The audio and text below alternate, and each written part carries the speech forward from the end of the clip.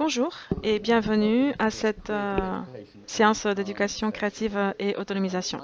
Je suis à Londres et nous avons également deux de nos ambassadrices Canon, Laura et Tasnim, connectées depuis le Caire et Jeddah, donc c'est très global. Je vais faire une petite introduction sur Canon et puis Laura et Tasnim auront une conversation sur l'importance de l'éducation créative et ce que cela signifie pour autonomiser les jeunes. Un peu de contexte sur Canon. Nous suivons la philosophie de Kaios, qui est un mot japonais qui signifie vivre et travailler ensemble pour le bien commun. Il s'agit d'une philosophie vraiment importante qui sous-tend tout ce que nous faisons en tant qu'organisation. En tant qu'entreprise, elle sous-tend notre vision de la durabilité en Europe, au Moyen-Orient et en Afrique. Nous l'utilisons pour nourrir et développer le pouvoir positif de notre technologie et de nos services d'imagerie dans cette région. Et la partie dont je m'occupe concerne la vision de la durabilité dans le programme pour les jeunes. Nous croyons qu'en tant que société mondiale d'imagerie, nous avons la responsabilité d'autonomiser une nouvelle génération. Nous voulons les aider à développer leurs compétences en suivant leur passion pour l'imagerie et nous voulons les inspirer grâce au pouvoir de la narration visuelle positive.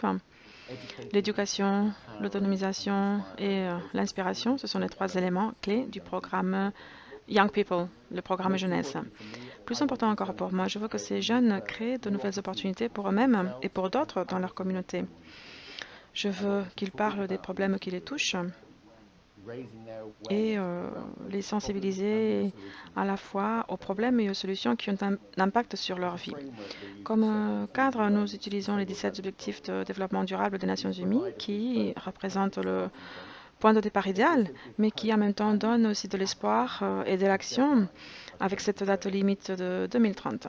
Mais ce n'est pas que moi, ce sont toutes les personnes avec lesquelles je travaille dans ce programme de Canon, ce programme jeunesse, et j'ai la chance de pouvoir travailler avec certains des meilleurs narrateurs visuels au monde. Dans ce cas particulier, nous avons Laura El Tantawi et Tasnim Al-Sultan. Mais je vais les laisser se présenter elles-mêmes. Bonjour, Adam.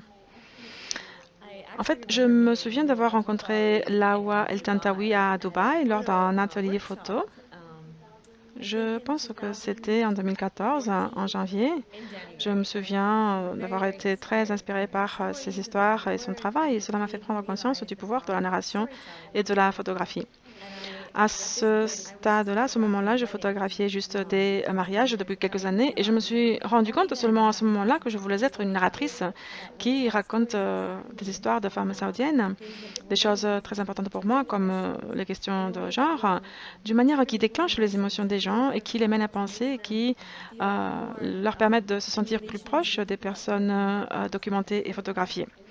Moi-même, au départ, j'étais un photographe de mariage, mais c'était uniquement parce que je me suis mariée à l'âge de 17 ans. Et j'ai senti que, parce que j'avais un mariage très malheureux de 10 ans, eh ben, je pensais que je pouvais échapper à mon propre malheur avec les mariages heureux des autres. Et donc, documenter les mariages m'a inspiré à dire plus de choses au-delà des mariages. Par exemple, que se passe-t-il lorsque les femmes saoudiennes divorcent ou sont veuves ou n'ont jamais été amoureuses? Ce type de projets ont toujours été très stimulants à bien des égards. Cela permet de comprendre, au moins pour les femmes avec qui j'ai partagé ce projet, que nous ne sommes pas seuls. Cela nous permet de sentir que nos histoires sont entendues.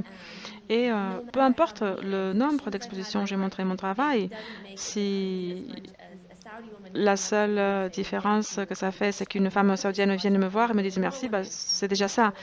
J'aurais aimé avoir connu ce projet avant pour qu'il y ait plus de femmes photographiées et présentées d'une manière qui apporte de la dignité et de l'autonomisation. J'ai photographié dans de nombreux camps de réfugiés, j'ai photographié de jeunes filles et souvent, je me suis rendu compte qu'au moins dans la région MENA, donc au Moyen-Orient et en Afrique du Nord, que dans nos pays, nous n'avons pas toujours les moyens de raconter nos histoires. Pas forcément à travers la société ou dans nos programmes d'éducation, mais en organisant des ateliers et en sentant que la caméra peut être un jouet et que c'est un jouet qui peut vous offrir bien plus que du jeu et de l'imagination. Il c'est peut-être aussi un moyen de raconter votre histoire au lieu de laisser que quelqu'un d'autre la raconte pour vous. Avec le programme Canon, en tant qu'ambassadrice, j'ai pu également guider quelques photographes et l'une des incroyables photographes que j'ai mentoré, mais qui m'a beaucoup inspiré aussi, c'est Sami Abdulrahman.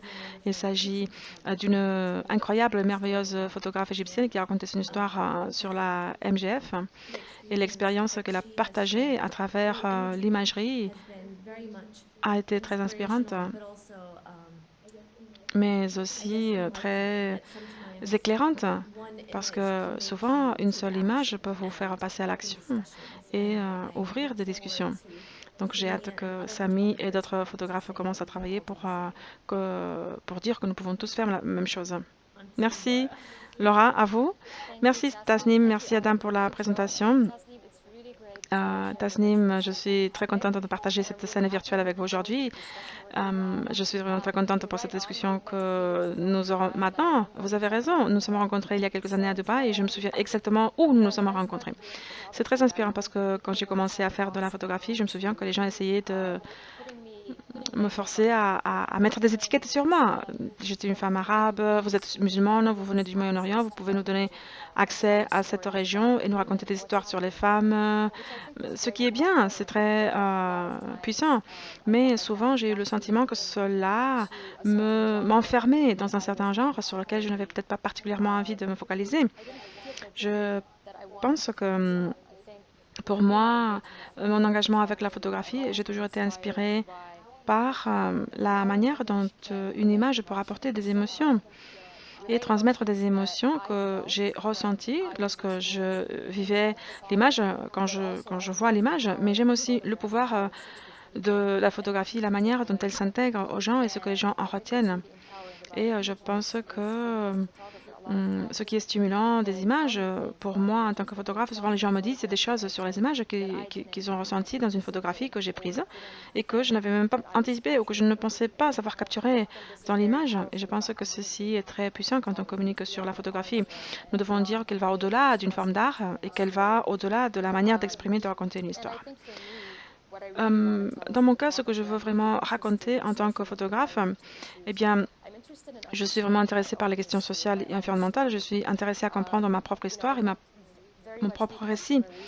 Je pense que nous venons d'une région qui a également été considérée comme une région de conflit, de violence. Il y a tellement d'étiquettes sur nous. Je suis un produit de l'Est et de l'Ouest. J'ai vécu en Égypte et en Arabie Saoudite pendant 5 ans, 6 ans.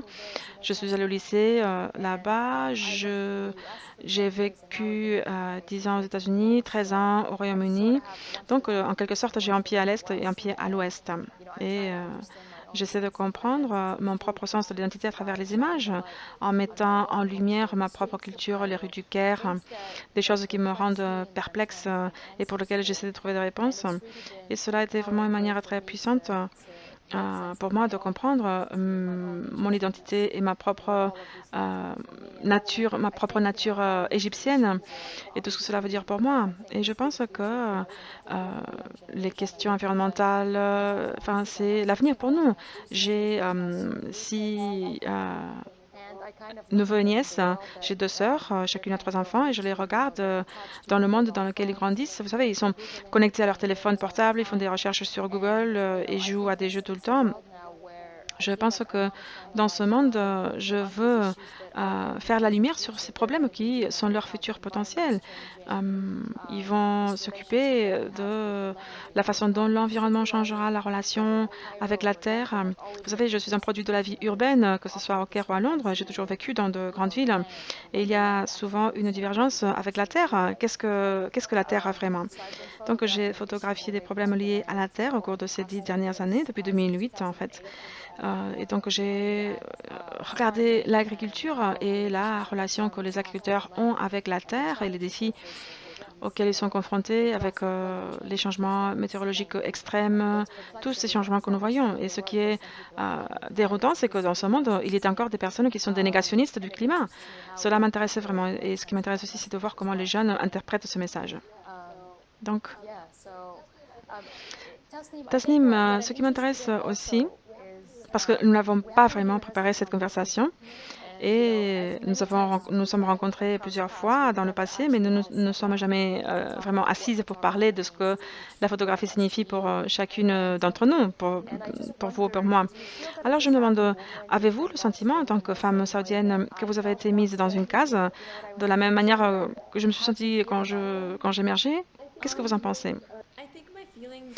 Eh bien, je pense que mes sentiments vont au-delà du fait d'être frustrée ou en colère. J'ai étudié anthropologie sociale pour mon master et la linguistique sociale dans mes études universitaires.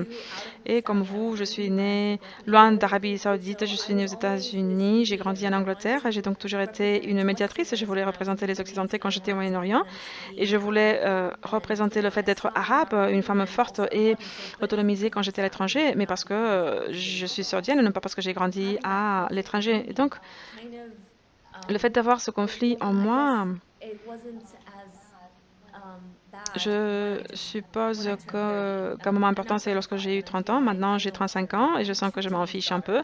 J'ai deux filles adolescentes âgées de 14 ans le mois prochain et 15 ans.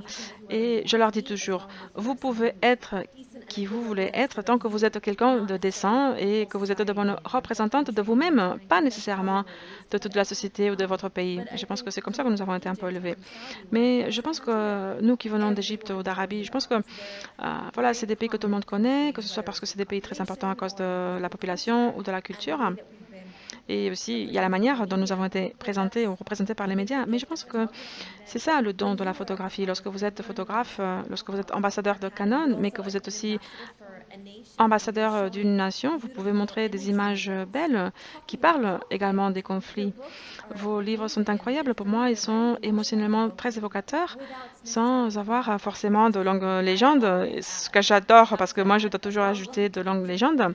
Et en fait, mes amis se moquent toujours de moi pour me dire bah, une image n'est-elle pas censée valoir plus que 1000 mots? Pourquoi dois-tu écrire ces 1000 mots? Et je pense que vous êtes arrivé, je regarde vos images et je ressens juste la même joie ou la même tristesse ou la colère que vous avez peut-être ressentie lorsque vous photographiez ces images. Donc apprenez-moi à le faire. Je vous demande toujours des ateliers. Apprenez-moi à faire cela. Merci. Je pense que c'est important et j'en parlais justement à mes parents l'autre jour. Tu sais, mon père est médecin, il est anesthésiste, il est maintenant à la retraite, maman est artiste, donc ils ont toujours offert ces deux perspectives. L'un est artiste et l'autre est plus pratique et plus similaire à ce que la plupart des gens pensent. Et donc, je leur racontais hier une conversation sur la photographie et ce que j'essaie d'enseigner aux gens en matière de photographie. Je leur dis que nous apportons tous notre perspective unique aux images que nous créons et que nous arrivons devant les images avec une histoire, un récit, une culture, une religion ou pas de religion. Et tout cela se retrouve dans chaque image que nous créons. Et mon père était vraiment perplexe. Il m'a dit, tu veux dire que si je prends maintenant une image de cet endroit, cette photographie sera différente de celle que prendra ta mère? Et je lui dis, absolument. Donc c'était une conversation vraiment merveilleuse. Et quand je regarde vos images, Tasnim, j'ai toujours l'impression d'avoir vécu en Arabie Saoudite. Moi aussi, j'ai vécu la vie de tout Égyptien qui vient là-bas. Donc, nous sommes tous allés dans les centres commerciaux, nous avons fait tout cela. Mais quand je regarde vos images, vous offrez vraiment un regard d'initié sur un monde qui a été tellement stéréotypé, encore et encore, en particulier des femmes. J'ai l'impression que vous nous montrez vraiment l'autre côté de l'Arabie Saoudite et que nous ne connaissons pas. Vous nous éduquez vraiment. J'ai l'impression que cela comporte une énorme responsabilité, n'est-ce pas? Oui, exactement. Mais j'essaie d'être une photographe dans les coulisses. J'essaie vraiment de me séparer. Je ne suis que le photographe et les histoires concernent les femmes que je photographie, pas moi. Et ce qui est incroyable, c'est que j'ai photographié plus de 55 histoires de femmes extraordinaires et plus de 200 mariages en Arabie Saoudite. Et à ce stade, je ne peux pas dire qu'il est un seul stéréotype. Il y a des couples qui se sont rencontrés via Twitter, et il y a des couples qui se sont rencontrés en personne. Il y a des couples qui se sont rencontrés par le biais de mariages arrangés. Et donc, par exemple, je suis allée à Haï, qui se trouve dans le nord de l'Arabie Saoudite, une petite ville, et j'ai remarqué qu'il y avait beaucoup de femmes qui s'étaient divorcées, elles-mêmes qui avaient divorcé. Et je me souviens l'une d'entre elles, la mère de Mohamed, une femme de 60 ans qui vend du thé au marché. Elle m'a dit qu'elle a divorcé en amenant une autre femme pour se marier parce qu'elle voulait poursuivre ses études. Elle savait aussi que son mari ne permettrait pas à ses filles de faire des études. Donc, elle a trouvé une autre épouse convenable et essentiellement, elle a payé la dot pour que son mari puisse épouser la deuxième épouse. Et puis, il lui a dit, tu vois, maintenant, tu peux divorcer. Et pour moi, c'était une histoire que je n'avais jamais entendue. Il y avait d'autres femmes, une femme qui était mariée à l'âge de 15 ans, dans un mariage très malheureux. Ce mari était violent. Elle a divorcé avec 3 enfants. Elle était concierge dans un lycée en Arabie Saoudite.